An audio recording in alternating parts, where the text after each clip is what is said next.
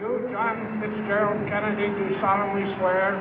I, John Fitzgerald Kennedy, do solemnly swear. That you will faithfully execute the office of President of the United States. That I will faithfully execute the office of President of the United States. And will, to the best of your ability. And will, to the best of my ability. Preserve, protect, and defend the Constitution of the United States. Preserve, protect, and defend the Constitution of the United States. So help you God. So help me God.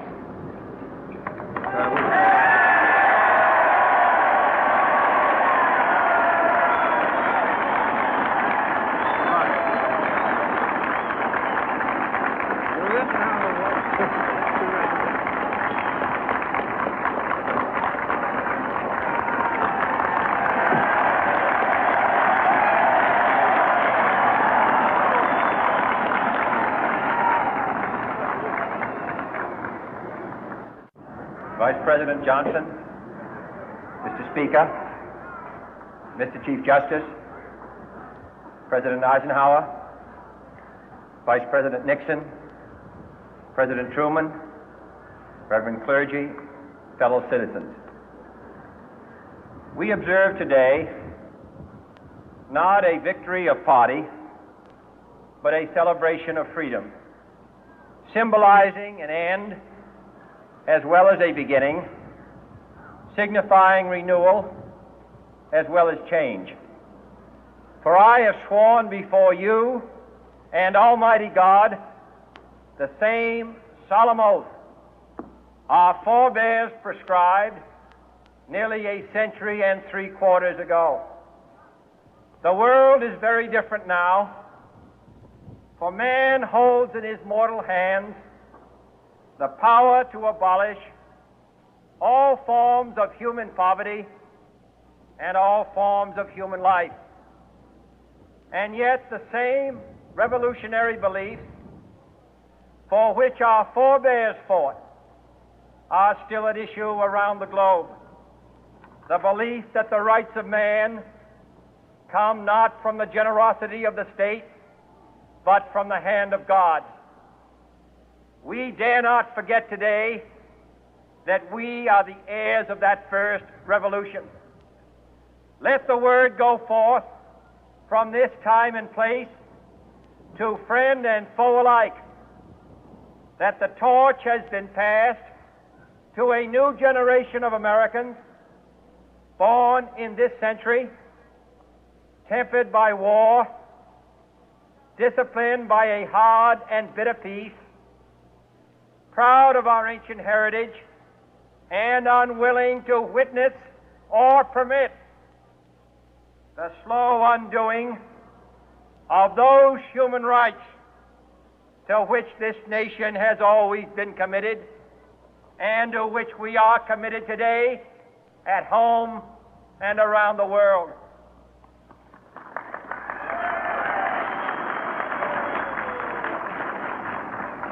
Let every nation know, whether it wishes us well or ill, that we shall pay any price, bear any burden, meet any hardship, support any friend, oppose any foe to assure the survival and the success of liberty.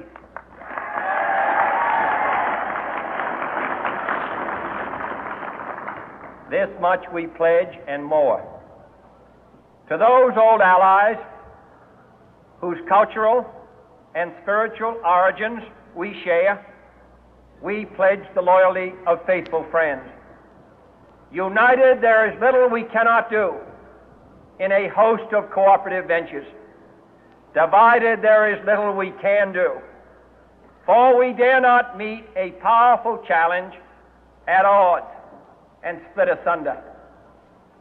To those new states whom we welcome to the ranks of the free, we pledge our word that one form of colonial control shall not have passed away merely to be replaced by a far more iron tyranny. We shall not always expect to find them supporting our view, but we shall always hope to find them strongly supporting their own freedom, and to remember that in the past, those who foolishly sought power by riding the back of the tiger ended up inside.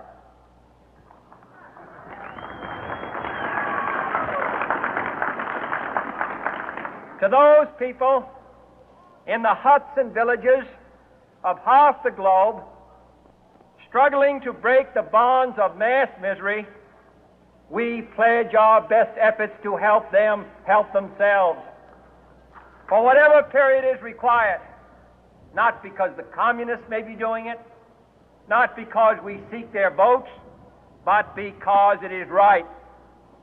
If a free society cannot help the many who are poor, it cannot save the few who are rich.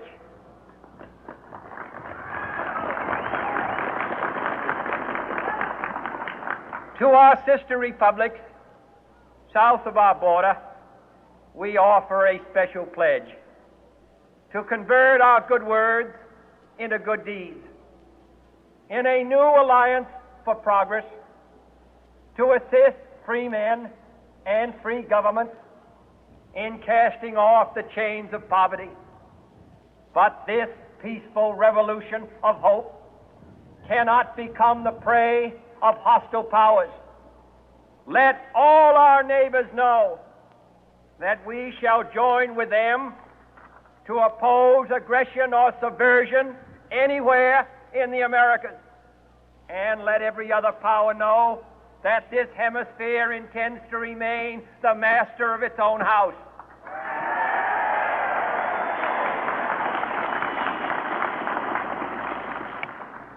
To that World Assembly of Sovereign States, the United Nations, our last best hope, in an age where the instruments of war have far outpaced the instruments of peace, we renew our pledge of support to prevent it from becoming merely a forum for invective, to strengthen its shield of the new and the weak, and to enlarge the area in which its writ may run.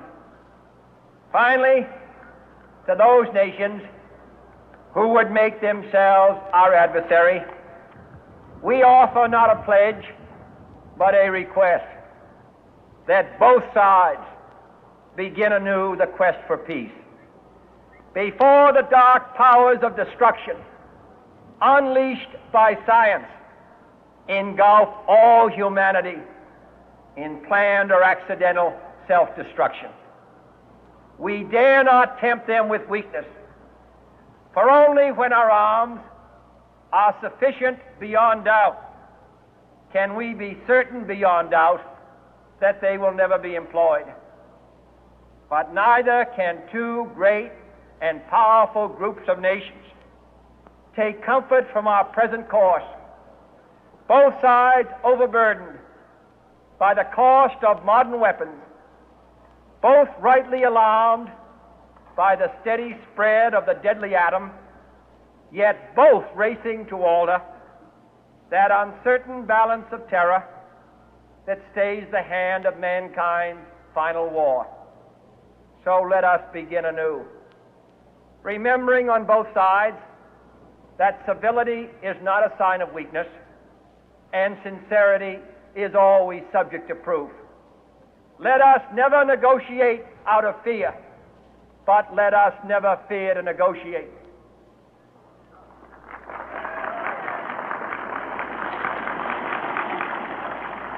Let both sides explore what problems unite us, instead of belaboring those problems which divide us.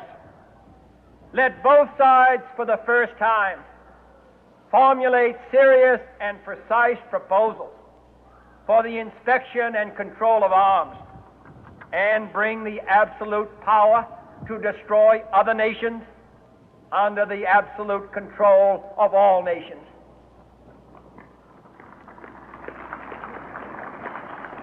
Let both sides seek to invoke the wonders of science instead of its terrors. Together, let us explore the stars, conquer the deserts, eradicate disease, tap the ocean depth, and encourage the arts and commerce. Let both sides unite to heed in all corners of the earth the command of Isaiah to undo the heavy burden and let the oppressed go free.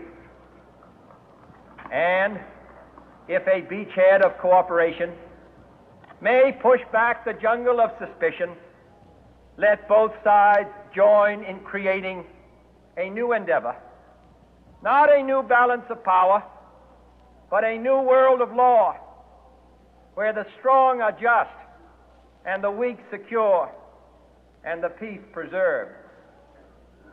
All this will not be finished in the first 100 days, nor will it be finished in the first 1,000 days, nor in the life of this administration, nor even perhaps in our lifetime on this planet. But let us begin.